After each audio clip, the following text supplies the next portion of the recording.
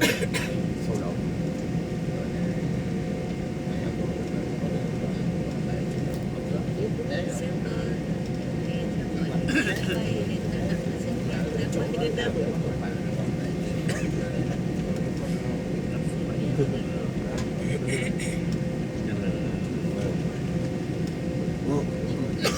cái địa bàn của mình nói chung cái đặc điểm chung của mình mà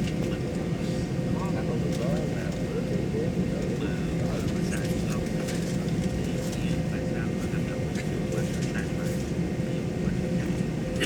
vậy nó ổn định đâu phá Vẫn thời gian qua rồi. bây giờ là một chuyện cái sự lãnh đạo hoặc là sáng Theo anh Tư mình